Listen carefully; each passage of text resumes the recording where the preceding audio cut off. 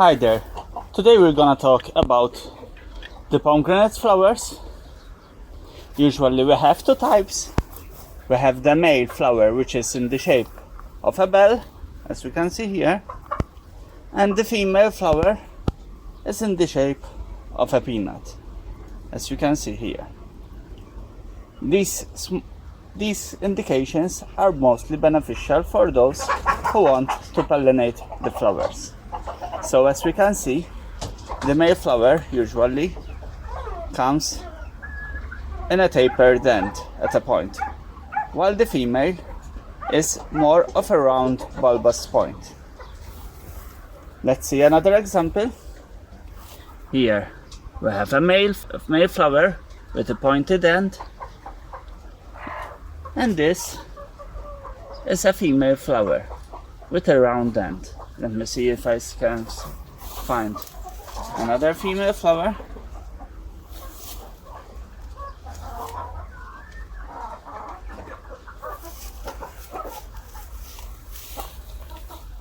And here we have a prime example.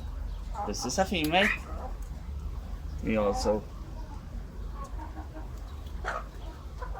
have a couple more examples, but that is the most difference between them. We have another one here,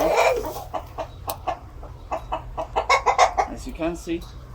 And to pollinate it, all we need is a brush. Right now I don't have it in my hand, so I'll cut a piece of grass, shorten them together to become a brush. All we need is we find a male flower. This is one. We insert the brush inside, and then we insert it on a female flower. And the process, as you can see, is done. You can see some pollen on the end of the bristles of this plant. If it's a brush, it's a better use, and therefore we can help in pollinating. Pomegranates won't usually need any help in pollination when there is more than one tree, but if you have one and which is surrounded by buildings and high walls, a little help usually doesn't do any damage.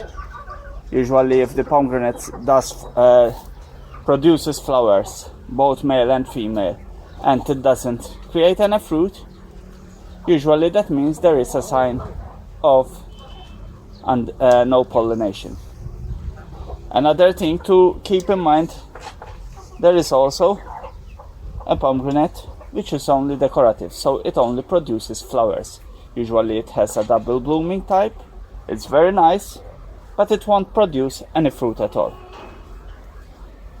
As you can see here, flowers are developing at a high rate, and usually the tree will hold up to, depending on the watering and the wind and even the pollination, it will usually hold up to 70 till 80% of the flowers. Sometimes it even drops more. And remember, all fruit trees will produce one fruiting year and another resting year. That's the common way to go. It doesn't mean they won't produce any fruit on the resting year, but they will produce a little less than usual. Hope you enjoyed this video. If so, give us a thumbs up and please subscribe.